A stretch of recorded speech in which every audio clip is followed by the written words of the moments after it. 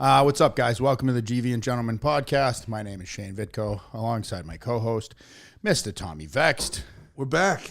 We are, dude. We're fucking live. I know. In Texas. Houston, Texas. First time we've sat down together since fucking November. Last year, yeah, right.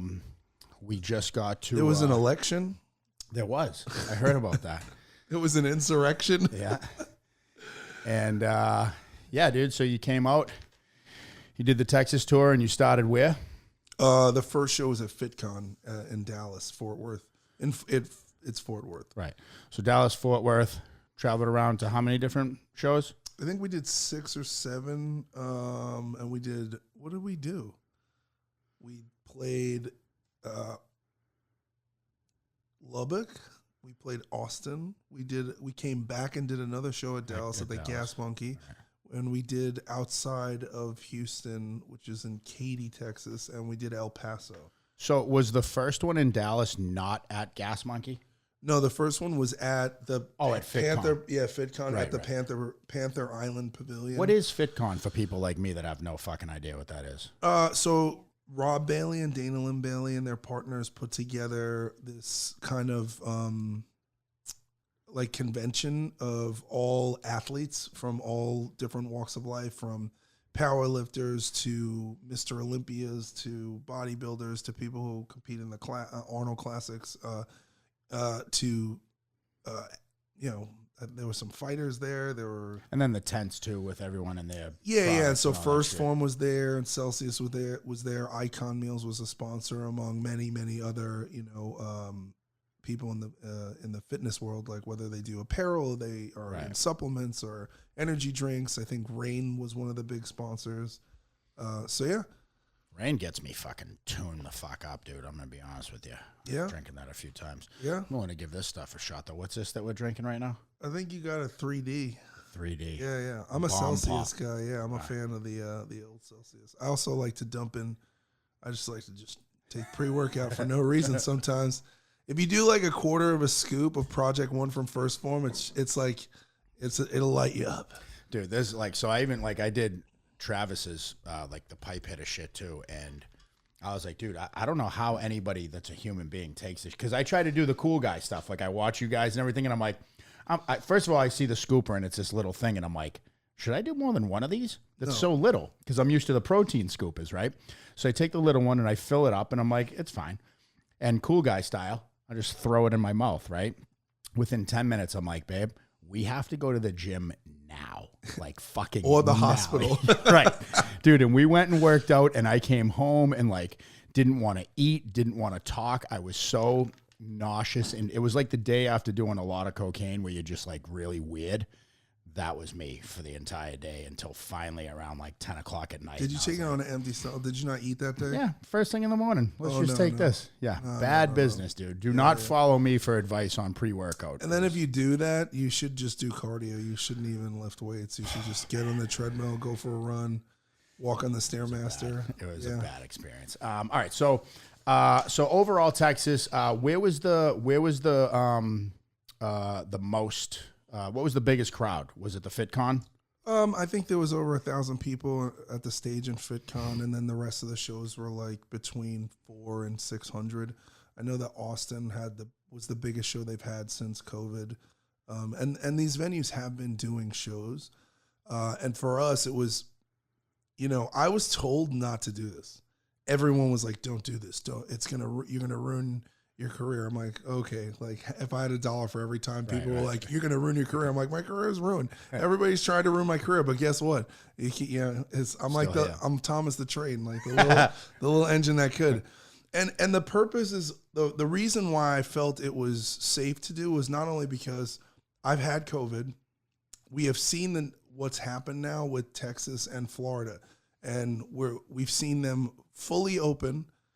Mask abolishment of mask mandates, and the cases go down and the deaths have plummeted.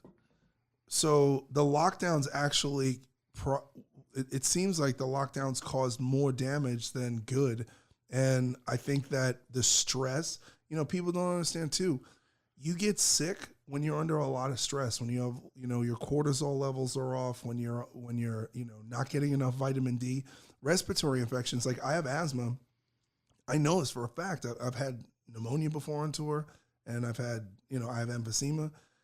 Vitamin D is so important to fighting respiratory infections. And so, I felt, having had COVID and experienced it, and, I would not have canceled a tour if I had those same symptoms. That's just me. I mean, I also think that it almost seems like from a young age that you're taught more that, I mean, I don't know. I feel like there are times where it seems like if there's a storm, don't go outside, stay inside, you're safe, right? It's the same premise of like, anything's happening, it's safer to stay inside, wear a mask, cover yourself, don't go in contact with anyone, as opposed to like, go outside, run, get some sun, eat healthy. It becomes scary because I'm going outside, where if I'm in my home, I'm safe and everything's going to be okay. If I wear my diaper in the car, I'm safe and everything's going to be okay. Yeah, well, you can never be safe. The thing is, too, is after you've breathed into even a medical mask for more than 5 minutes, you've exacerbated the pores, the microscopic pores in between the fibers in the mask, and now they're already, unless it's an N90 mask, they're already big enough for the virus to pass through. But now, after breathing through it in 5 minutes, the vapors get through.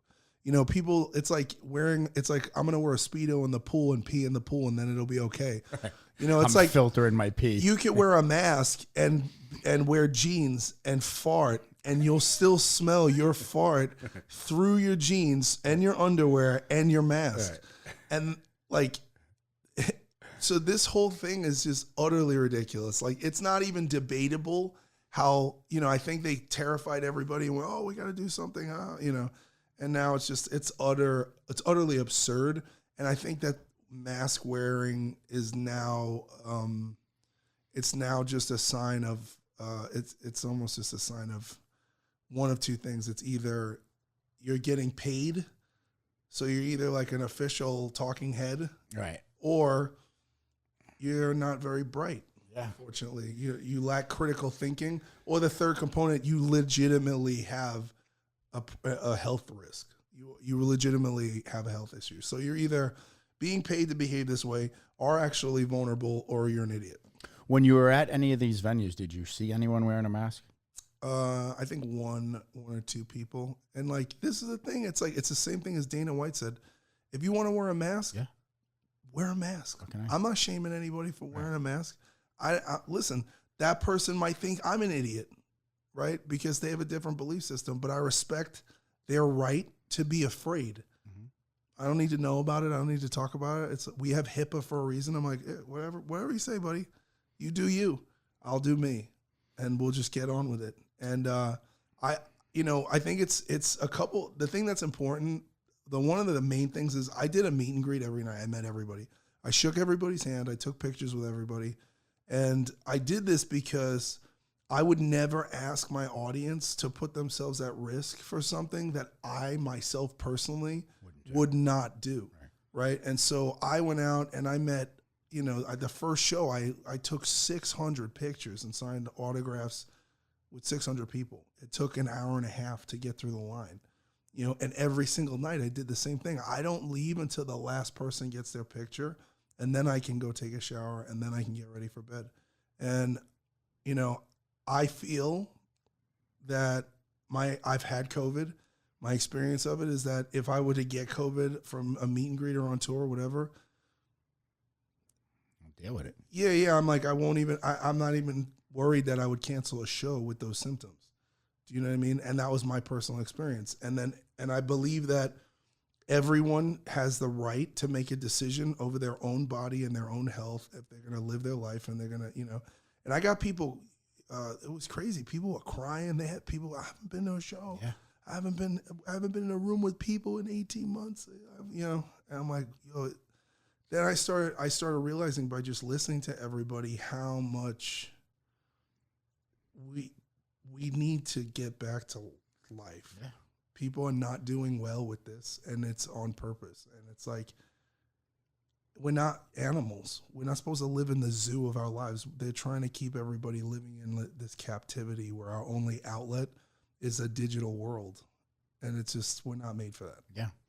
Well, I can tell you that, you know, it was cool. And I think, like I told you about, you know, especially right now with anyone that is doing concerts and stuff, it's some of these smaller venues. And I think about back in my, you know, days of when I was heavy into concerts and stuff. And I mean, I'm going to concerts that are at Great Woods, that are at the Garden, like places where, I mean, I can tell that it's Pantera on stage. You know, like, I can tell that it's them. You can't see, right? You can't see Dimebag's beard. And now, like, I remember going to, like, also, they had like a second stage where, like, I was a big fan of this band Prima 55, and they were with Kitty too. Florida band, they're from Florida. And Kitty, and this was, you know, the big rap rock era, and Kitty and Prima 55 were on this side stage, and it was so much more intimate. And they set up booths that were like meet and greets after. And I think about that, and I think about when I came to see you at the show in Katy, and what that means to those people, where it's they get to finally get out and get back to doing what they wanted to do, seeing a concert, and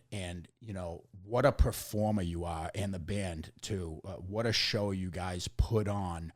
And I feel like that's not only is it an experience that's what people, their first show after this crazy year of COVID, but it's a show of seeing someone like you, an artist that they've followed and been a fan of for so long, and to have that intimate of an experience, and you know, touching people in the crowd and singing happy birthday. And I mean, I think about that on a fan level and what that means to these people. And I feel like that's a thing that people, it gives them hope and goes like, man, it felt so good to be alive again. And even if, God forbid, I do get COVID or whatever it is, this goddamn makes it worth it, because it was doing something that I wanted to do and not just living in fear.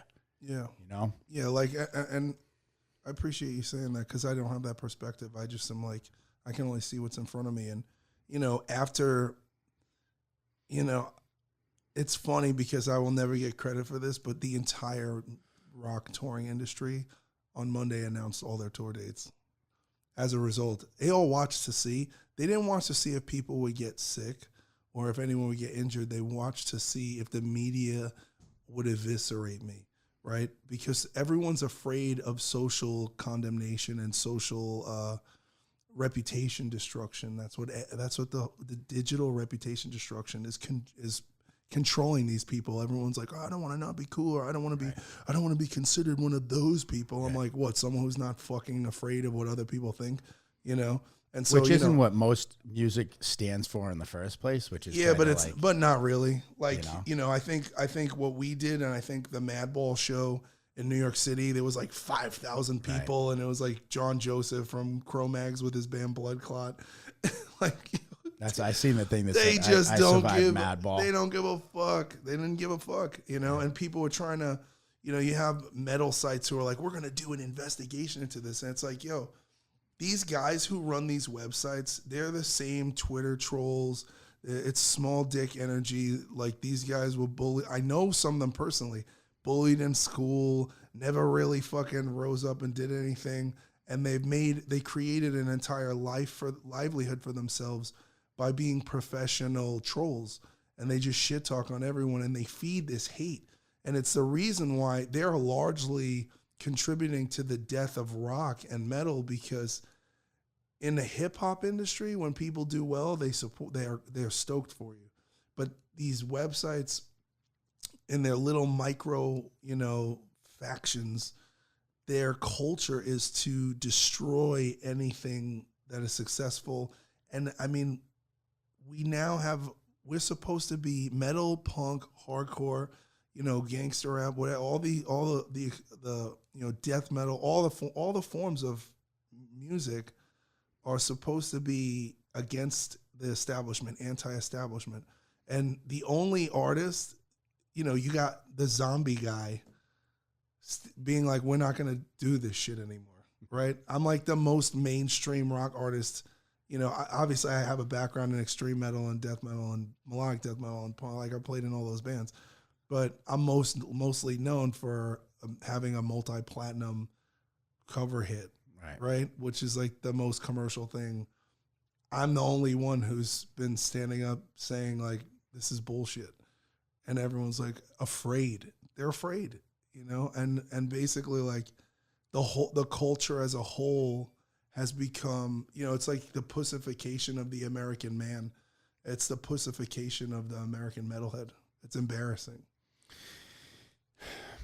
Yeah, I mean, you know, it's really the age of, because, you know, we talked about this too, about like, you know, TikTok, the cat and I put up, and, you know, and you're somebody, Theo's another guy that I asked early on when people would start commenting and saying shit that I like directly. And I remember like that one time when I was like, bro, someone wrote this on YouTube and someone wrote this, and like, I'm like, right, you know, and I want to feed in and go, you know what, motherfucker, and blah, blah, blah. And how about come to my house and all that shit?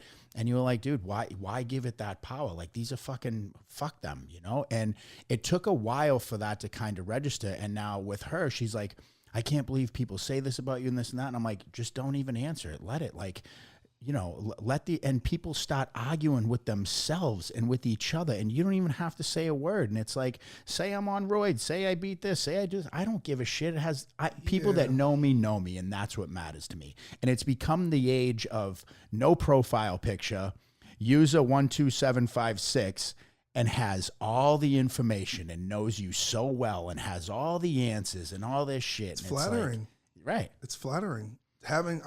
Having troll pages. I mean, I think as of now, we're at 127 fake Tommy Vext profiles on Instagram. And you know what? Crazy. You know why I know is because they put Deviant Gentlemen in the fucking bio. Oh, really? So every day I get a new thing. Tommy VEX_T, Tommy VE_XT1. All day, every day, at least 3 to 5 times, if not more, every fucking day. Because all of a sudden it'll come up with your picture, and I'm like, oh, I got tagged in something. And I'm like, nope, I didn't. People don't have anything to do, especially like during COVID. And it's just a weird phenomenon. Plus, we're dealing with a whole generation of young people who grew up fighting on the internet. Right. We fought in the street. Right. There were consequences, right? If I'm like, yo, Tony's a fucking pussy. Guess what? We're going to fight when he finds out about it. So you better make sure that you can beat Tony, or at least you got a chance. Right. You know? Yeah. And that's just kind of like those, you know, we're in this society, we're like, oh my God, like toxic masculinity, and we can't have violence, and we can't have speech about violence. I'm like, listen, violence is a part of nature. And I don't think it's good to promote it. I don't think people should go out and beat the shit out of each other in the street. But however, like, some of y'all need to get your asses kicked. You know, it teaches you character. It does. You know, it humbles you, and it also shows you, like, you know, there's always a bigger bully. And that's what these people are. They're like, it's like Revenge of the Nerds, but the nerds are the douchebag, you know, fraternity that's like muscling everybody, but they're doing it with their and words. not to mention that they're the same people that if they were to see you in real life, it would be a completely different story and be like, oh my God, I love your music. Oh my God, you guys are great and love this and the podcast. And so they're frustrated fans. That's what Jamie from Hatebreed says. He's like, most of the haters they're frustrated fans, because why else would anybody take time to look everything up about you and know you, and then try to start an argument with you about yourself. Right. You know, you're like, well, you ate a pizza pie and then you pooped on a turtle in fucking 1997. And I'm like, that never happened. They're like, yeah, it did. I was like, I know a guy who he met a girl and she said she knew you and then you pooped on a turtle. Why would you do that? And I'm like, I've never shit on a turtle before. I was like, I shit on somebody's turtleneck sweater. They're like, oh yeah, maybe it was a close sweater. enough. Yeah, it's like, and that's like the thing. Like people right. like, yo, like I can't tell you this is the most embarrassing shit for dudes. Yo, listen, guys, if you're trying to hook up with a girl and you tell them that we're friends, and she asks me, I'm gonna tell her the truth. This happened several times. Like, oh, you know this guy? Like he said you guys were like best friends. I'm like, I don't know that motherfucker. I was like, I don't even know who you're talking about. And then they're like, yeah, look, right here. And like, he follows you. And I'm like, that's weird. Yeah. You know? It's a weird thing. Like, you know, I was talking to Emily about this. Like, there are people who are just like, oh, we dated. And she's like, no, we didn't. I don't even know you. It's such a weird flex, you know? And back in Boston, there would be kids and guys would be like, oh, yeah, I was locked up with this kid. He said, you guys are friends. And I'm like, I don't know who that motherfucker is. Oh, the street cred. Yeah, and it's like, you know, same thing where it's like, or it was like somebody that's a younger kid and like I know his older brother. So sometimes I'd be like, yeah, I mean, I know who he is, but you know, it's like, you know, he's like, oh, he said you guys are boys, and I'm like, I've never had a conversation with this kid in my life, but you know, like, all right, it's like you know, maybe I'm his best friend. It's like Chris Farley in Billy Madison when he's like, oh, that Veronica Vaughn, I know, I hit it, and he's like, no, you didn't. He's like, well, a guy I know, yeah, him and her got it on, and he's like, no, they didn't. Yeah. He's like, wait, you can imagine what it'd be like if they did. I'm like, yo, stop doing that shit. Stop using me to get pussy. It's not gonna work. It's weird. It's weird. And with ladies, listen, stop lying and tell people you fuck me. That shit happened too. That shit has happened twice in the last year. I'm like, why would you lie about that? I'm not like, it's fucking awkward. You're like, oh yeah, you know my friend. You know my friend Rebecca, like, yeah. You guys fucked a while ago. You guys had a thing, yeah. She told me about it. I'm like, who? And they show me a picture. I'm like, I have no idea who that is. And you can't even be like, oh, I was drunk, because I haven't been drunk in 12 years. Right. The internet. End scene. So I was reading some stuff today about. We're gonna go take a sad left turn right now. Well, we'll do the vaccine stuff, and then we'll get to the sadness. So I saw that Canada is, I think, the first country to make it mandatory for you to have the vaccine to enter, A. And B, they are the first country that has approved the Pfizer vaccine for children ages 12 to 15. And the Pfizer CEO, Albert Bourla, expects the FDA to greenlight it for the U.S. Why not 16-year-old children? I think. Well, I'm not sure if it's already 16. Oh, do they and up. Consider a 16 and up adults? I'm not sure if it's at 8. I mean, I would assume that that's what that means. Is that right now, if you're 16 or older, you can get the vaccine, and now they're making it 12 to 15. Yeah.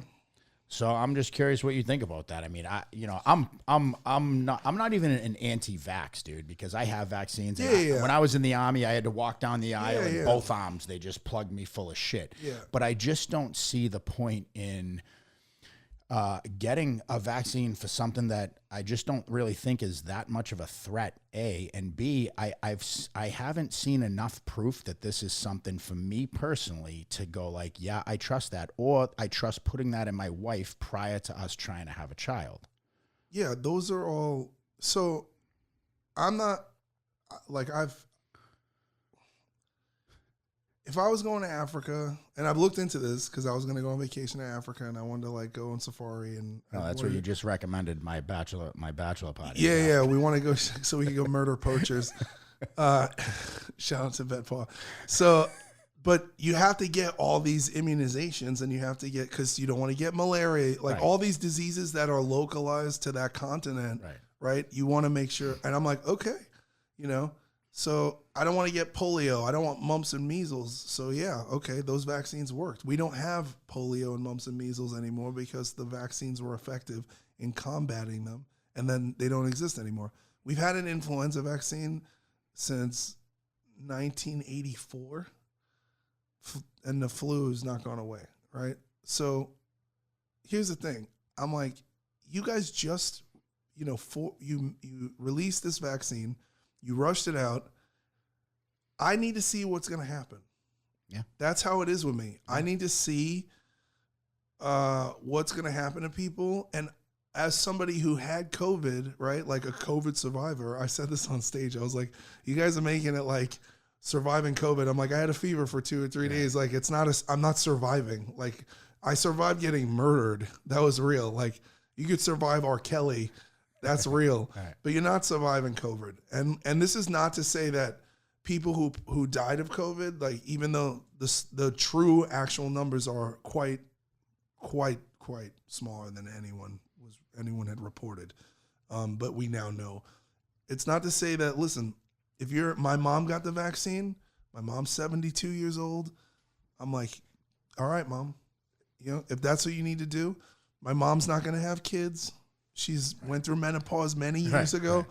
Right. And that's the main concern to me, right? The main concern is what's happening to the women who I know who have gotten the vaccine. They're all having strange menstrual cycle issues, multiple periods, extremely heavy periods like that they've never had before in their entire lives. And now there's like all these rumors.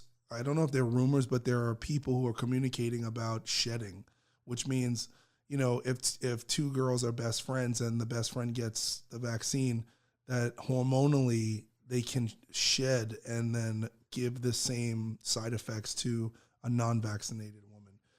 And why would a respiratory vaccine be affecting a human uterus? I don't know. But I do know that over a year ago, there were some doctors who were deleted from YouTube and from Instagram talking about HCG being a primary component in one of the vaccine test trials. HCG is a hormone that I only know about this because I know bodybuilders who obviously take steroids to do bodybuilding competitions, and that's what they use to make sure that they don't damage their testicles, right? When you introduce HCG into a human being with a uterus, it renders your uterus barren. It will literally, exposure to it can make you infertile. So I don't know what, obviously I can't just go get a hold of a vaccine and take it to a laboratory and sit with some doctors and be like, we need to pull this apart and see what's in it. But it's enough to scare the shit out of me. It's enough, And it's like, you have Bill Gates, who has been for, 20 years talking about population control. And it's out there. And now, but you want to save people? Also the biggest funder of pushing vaccines. Well, that's the thing. It's like your whole background is in eugenics, right? Now you've gone from software to, wanting to control the global population, or saying this is such a bad, it goes with like global warming and human beings being on the planet is the problem, and there's too many of us, and we got to bring the numbers down. So if you had that mindset that there are too many people and there was a natural pandemic outbreak, you would be like, sick. You'd be like, all right, clean it up. Like, people are going to die. You wouldn't want to vaccinate people. You wouldn't want them to be immune to the virus if you're living in a mentality that there's too many people on the planet.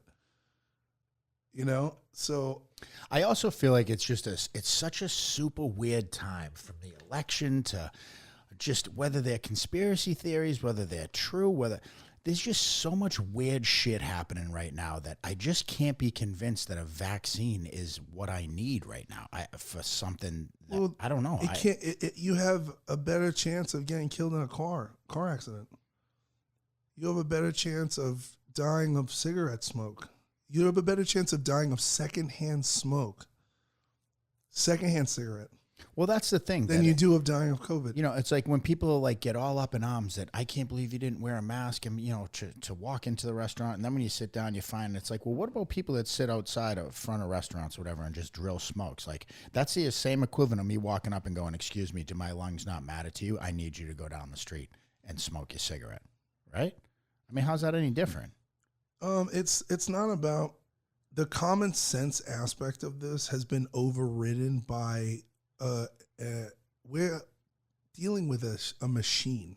It's a massive corporate super PAC of telecommunication, mainstream media, news outlets, social media, the Democrats, academia, the CCP, like all these people who are like, we're the resistance. I'm like, you're stormtroopers of the empire. You're idiots. Like, to vehemently cling to a side that it literally is every institution. And you're like, we're the resistance. I'm like, who are you resisting against? white supremacy. Where are they? We don't know, but they're there. It's there. Where? Right? Every white, I'm going to be real with you, every white supremacist I've ever known, not doing so good financially. Yeah. Not really having a lot of power at the bank. Yeah. You know what I mean? Yeah. They're not dialing and controlling the world. Right. You know, and there's probably more trans people in America, which is 0.07% of the population, than there are true life living committed white supremacists in this country. They are not it's just not statistically, and there's not an army of white supremacists. They're not there.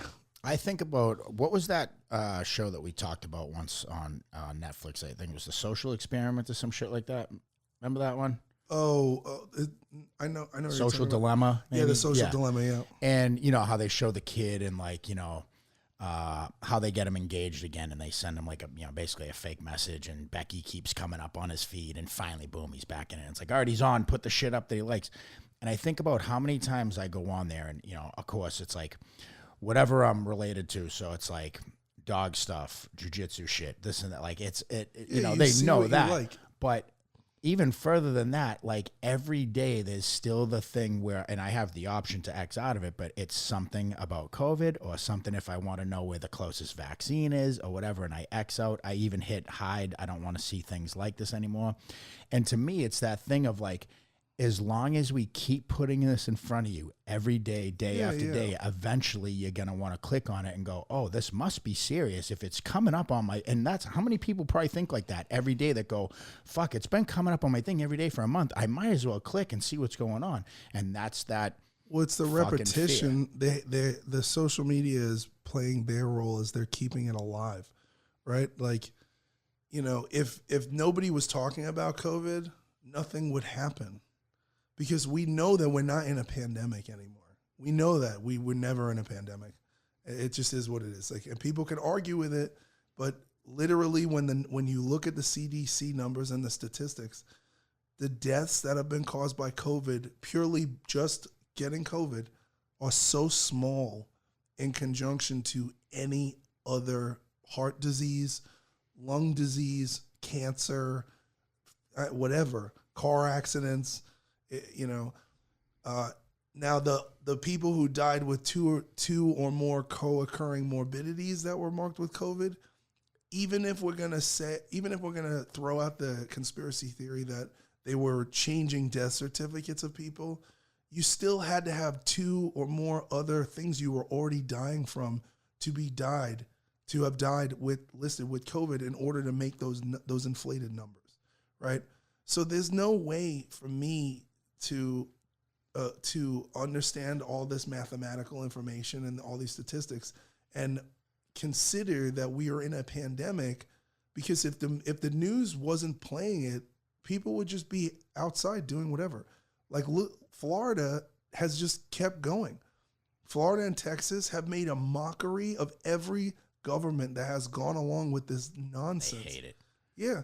They're like, oh, you know, oh, this, that, the fucking, you know. It's literally, you know, if Texas and Florida did the science experiment and we're like, we're just going to, you know, we can't do this anymore. We're going to see what happens. And then nothing has happened. So why are we not opening up the rest of the country? Well, what I get confused with is because it's been once or twice out here since I've lived here. But there are still places that are like, you know, like you have to wear a mask to come in here. So it's like, I get that where it's like, so Texas or Florida says that we have no mask mandate, but then does it come down to private establishment that they still have that choice? Or do you get to veto that where you go like, well, the state says no, so I don't have to do that. When we played in Dallas, the second show, I rented a penthouse in a hotel penthouse in one of the nicest hotels in town. And when I came home from, you know, I played the show and I was like, fuck these masks. They don't work scientifically. It's ridiculous. And that's where I stand on it. And I went to my hotel and the guy was like, sir, do you have a mask? And I was like, no. And he was like, to me, you know, I was with a date and we were going back to the room. And he's like, sir, you need to have a mask. And I turned around and I was like, shut the fuck up. just point blank. Just told him, shut the fuck up. And he just looked at me and like looked down, and the other person at the counter, they just kind of were like, I mean, because this is a thing they know. And we all know it's ridiculous. And you're like, but it's the rules. I'm like, but it's also, it's not constitutional. It's not, you know, and that's why I'm like, people doing that. At this point, my response is shut the fuck up. But I think another thing that makes it kind of like you said, like the geeks became the bullying, right? I've seen situations where, like, you know, Target, they stand there with a mask and shit. I walk through, they don't say a fucking word to me. My neighbor's wife walked in and they stopped her at the door and said, ma'am, you have to wear a mask. You can't come in here. So I think that they are selective about this too, as like where it's that bully in power, like a CEO, like anything. It's these people. So these are people, and you know, I've had this job, right? I've been a grocery bag boy. I've been a deli guy. I've been, you know, they have no power in their lives. Right. They have no authority. And a lot of times, I ran security teams, right? And I was a security guard and a bouncer, and I've been a bodyguard. Every time, sometimes in larger venues, you have these security people, we just need bodies. And they're not actually psychologically and physically capable or educated in how to deal in public relations, which security should be. Right. You know, I've stopped many shows in my career when security guards were punching crowd surfers, and I'm like, stop everything. And I'm like, what are you doing? Right. And my security guys go into every venue and they're like, we're not going to do this. There might be moshing, you know, because I'm responsible for the audience. Right. And as someone who did security for a decade, every time there was a show, my crew guys knew how to handle the audience. And in these situations, we had, you know, amphitheater security guards, because the venue's so big, you just need bodies. And some of these people, they put the shirt on, they put on the hat. Now they're special forces. Yep. They literally think they're Delta Force. And I'm like, dude, listen, you need to relax. This ain't Call of Duty. Holmes. Yeah. They're like, they don't have their ticket. I'm like, well, that's his wife. And she has the pieces of paper both printed with the numbers next to them, but she doesn't have the physical ticket. She's like, I threw it out on accident when I threw my trash out. I'm like, this is where you're stopping. You're calling me over the radio for this. I was like, get out of here, you know? And that's the same thing. It's like you take a bunch of people who have no power, and it's the same mentality as the keyboard warriors. Like, you know, dude, you're like a barista at Starbucks. And listen, all work is honorable, but let's be honest. Like, you're not in control of anyone's destiny at all. So you give these people a little bit of power and they abuse it. Yeah. And that's you know, and that's like, it's laughable. Shit, man. It is. But and a lot of times, you know, it's whatever. But like when I left LA and I had to go return my shit to Spectrum or Comcast or whatever the fuck Infinity, whatever I had. And, I'm waiting outside the thing, and you have to stand 6 feet apart outside the store with a mat, all this shit. And I'm like waiting. Next person goes up. I stand up. The lady comes out and says something to me. She's like, can you put your mask on? I'm like, but I'm still outside. I'm like, as soon as I come inside, I'll put the fucking stupid mask on. She's like, you need to put your mask on. And I'm thinking to myself, like, and cat's in the car, dogs are in the car, everything's loaded up. We're leaving right now. Like, this was the last thing, and we're fucking gone. And I have everything in a trash bag.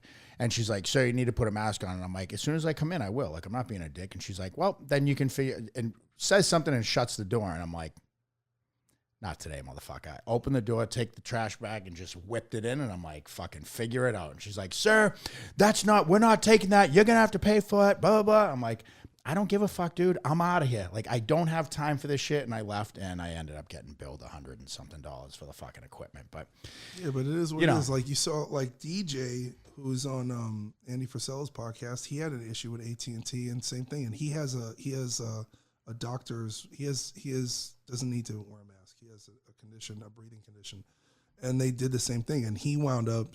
He was like, okay. So he called his lawyer and he called AT&T, and they sat there and they sat on the phone till they got with who they needed to get with.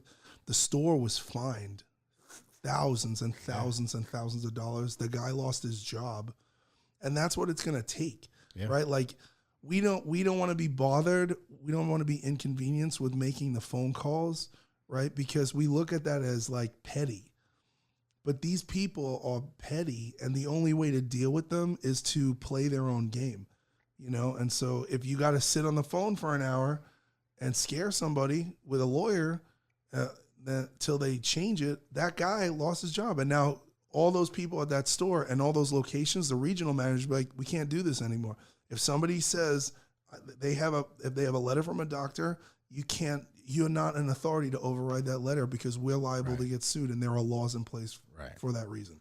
And I've done the same thing in the gym.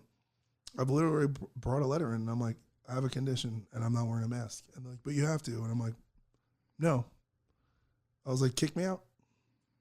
And they're like, well, come on, Tom, I'm like, cool. I was like, you can kick me out and take away my membership, and it's going to be everywhere, right? This is like, if you do this, I will publicize this. And then I will get everyone I know who has a massive reach in this community to also go ahead and publicize this. And it will be very bad for you. And they're like, okay, fine. Because it's only the consequences of their own games. Well, I think people think just so short-sighted of that. So what? What's the big deal? I'll just wear a mask. But it's such a. To me, I see such a bigger picture. To just wear a mask, guns are bad.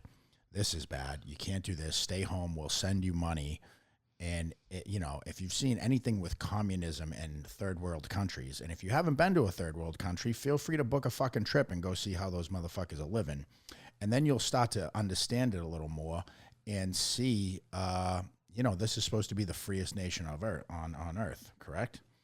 And it is slowly and sadly not slow enough anymore becoming not the freest country on the planet. So, but it's also about, the thing is that the pushback here is like, it's also mentality.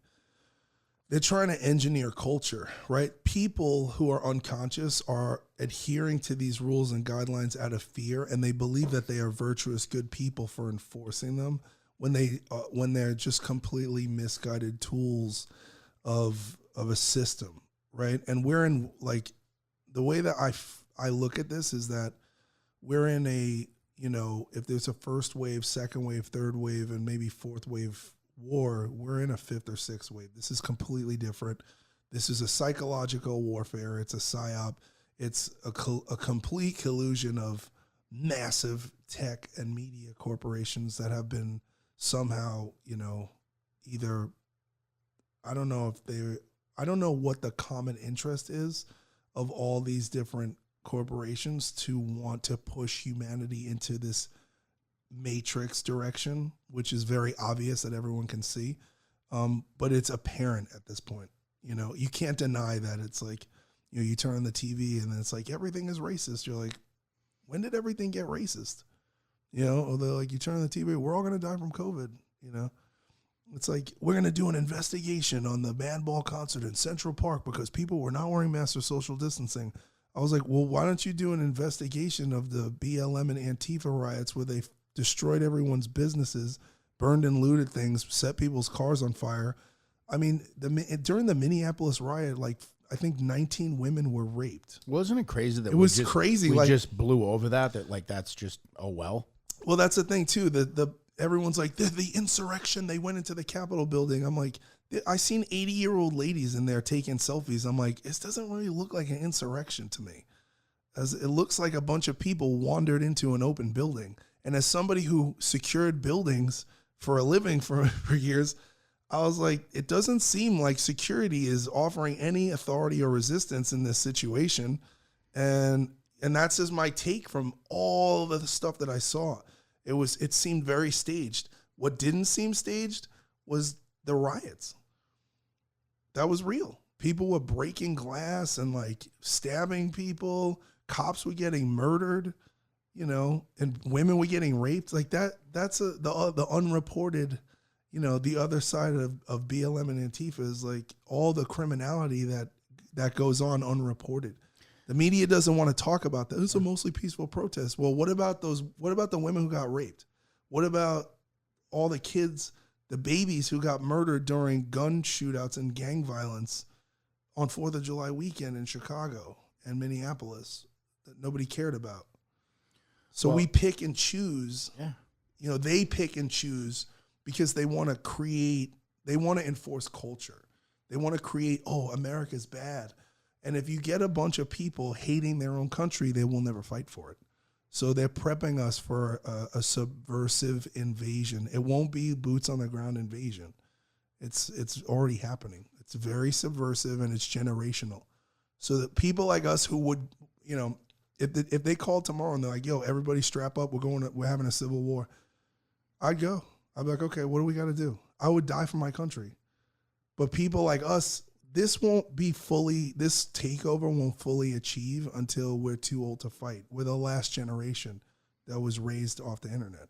But what do you think about guys like us or from our era, where we're from, and like us that are raising kids? Are they failing at instilling the same morals and values that our parents instilled in us, or is that still trickling along somewhere down the line? I mean, I think that in retrospect, I think that the third wave feminism and their absorption of sex workers and hypersexualized culture has demeaned the ability to create the nuclear family.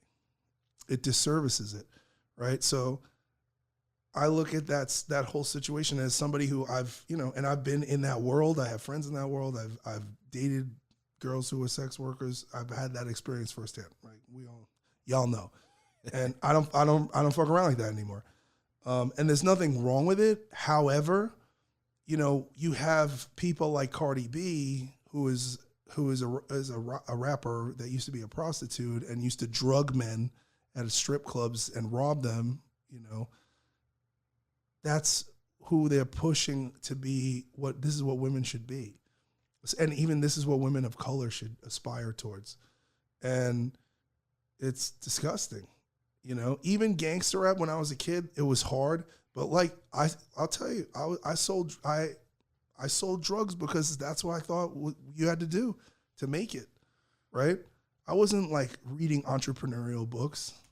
I wasn't, you know, studying, you know, the stock market or getting into any of that. I was like, yeah, you gotta sell drugs. You gotta either, and this, quite frankly, I was like, you either gotta make it in music or be a drug dealer, or you're just gonna end up like everybody else. Yeah. You know? And when that's all your options are, you take the lowest hanging fruit. So it's become, you know, there's a war on modesty. And just like, I think, you know, it's not lame to be modest. It's totally okay. It's an attribute, right? And there are all these things that alpha males, you know, there's a war on alpha males, but, you know, we don't want to go through broken sexual selection. I don't want to marry somebody who has no values and no morals, because I don't want a woman with no morality and no values to raise my children. You know, I was close to getting married and having a family. And I found out that the person I was dating was a prostitute and was living a double life. And that was the end of it. And it's like, nothing will ever make that okay with me, especially the lying aspect of it, right? So it's not about, you know, this, like, if you're a sex worker and you're watching this and you're like, okay, listen, we've had sex workers on the show. It's all good. Like, everyone should choose what they want to do with their lives, but you can't expect that everyone is going to, you know, there's this weird thing of like, I'm going to do whatever I want, but you need to respect me. I'm like, well, if I steal or crash, you know, steal my friend's car and crash it, are they going to still respect me? I'm not going to pay for it. Like, my actions dictate people's respect for me. And we have to live in that reality, you know? And so I think that the feminist movement is making it so that young men are shamed and verbally and mentally and emotionally abused now, right? And that's become like an acceptable form of behavior in society. And women think that that's self-empowering. They're teaching young girls that it's self-empowering to fucking sell your body and abuse men. It's the literal opposition of being a pimp. You're just self-employing yourself in the same behavior mechanism. And it doesn't lead to trust. It doesn't lend itself to long-term happiness. It doesn't lend itself to stability or peace or a family. And if that's what you want, then that's not where you should be looking. And I've learned that. Like, I'm gonna have a badass wife. She's gonna be fine as fuck. And I'm like, how about maybe she like respects her father and loves her dad? Yeah, that might be nice. How about she has a job? Respects herself. How about she has a job, or she's not like getting railed out by dudes on the internet? That'd be great. You know what I mean? Like, and it's a reflection of society and also our own self-respect. When you start respecting yourself more, you're gonna attract people into your life that respect themselves as well. And I only learned this from making mistakes. So if you're out there making mistakes, have at it. We're a rubber. Yeah. You know what I mean? Make mistakes, but or a diaphragm or whatever the fuck. I'll tell you what, though. That was a long one. Let there be no more alpha males in this world, and we won't have a world. Be extinct just like that. I can fucking assure you that. Or we'll just be fucking an extension of China or something. Well, beta males are toxic feminists. Beta males are frustrated, estrogen-filled, resentful, manipulative, conniving, competitors. Like an alpha, like if we get into a fight, we're like, let's just fight it out and whatever. And we'll just call it a day, and that's how I grew up. You live to, you use these and you live to fight another day, and that's it. Beta males are like, they're like, I'm going to find a way to steal your money. You're like, what? Yeah. You're like, what does this have to do with you? And you made me feel bad in the third grade. I'm going to make a blog about you. And like these dudes are acting like women because they're raised without fathers, or their fathers are pussies and behave this way too. So it's like a weird kind of thing. Like it's a different kind of, the digital era has put these people on a playing field with people they can't compete with in a three-dimensional reality, and it's fucking bizarre. It sure the fuck is, dude. This is a very bizarre time. All right, so what's coming up? Utah. I seen something. FitCon with Utah. FitCon in Utah. That's going to be in Salt Lake City. When is that going to be? June 4th. Okay. So that should be fun. And then we're booking. I haven't announced anything yet, but I'm getting the tour dates in a few hours. As far as the Utah. Yeah, for the whole U.S. So, and then also I think I'll be at. For the whole U.S. So this is we're like gonna the do festivals and all that. Yeah, we're doing festival dates with I think Snoop Dogg and Limp Bizkit and Korn and whatever. Basically wherever Bad Wolves was supposed to be, I will be there instead. Just showing up. But yeah. Awesome. All right. Well, they just decided to fucking now is the best time to stop mowing and using the blower outside or whatever. I saw that. That's going on. But it's the universe trying to tell us to wrap it the fuck up. Wrap it up. But yeah, dude, it's good to see you. I'm glad that we got to catch up and spend some time together this week while you were here. Drink some tea. Yeah, dude, drink some fucking tea. We're gonna make some tea. There's gonna be Tommy Vext tea coming out. Yes. So we gotta put the wheels in motion. Yes. We haven't even talked about the tea spill, huh? No. That's a whole other episode. Yeah. Oh boy, I'll have to get all the boys on the show. I'll have to fly everybody in. Yeah, dude. So they could all talk about it. The old tea days. But yeah, dude. So fucking A. You can find us on Instagram at Deviant Gentlemen, Facebook at Deviant Gentlemen, Tommy's at Tommy Vext, mine is at Shane.Vitko. We're almost at 10,000 on the gram, huh? Yeah, we're getting there. We're about almost 9,800. So fucking 200. Hit us up. Come on. We appreciate the support and the love. Join the fam. You can find anything you want, Deviant Gentlemen, on deviantgentlemen.com. You can get Tommy's merch line through his Shopify account on link in his bio on Instagram. It's shopify.com/Vitko. Vexed. Oh, Vexit. Sorry. Vexit. Yeah. Shopify.com/Vexit. Yeah. So be on the lookout, dude. We got some nice new shirts coming. Yeah, through. we ain't going nowhere. Deviant Gentlemen is still in effect. Me and Tommy's relationship is fucking fine. You know, we're doing the best we can because obviously we're not in the same state anymore. But for now, yeah, for now. But gotta tell you guys, I'm really, really loving Texas. It's a nice but place. we are busy and we're always creating and we're always talking. So, other than that, thank you guys for tuning in and thank you for the support. And we'll see you guys next time.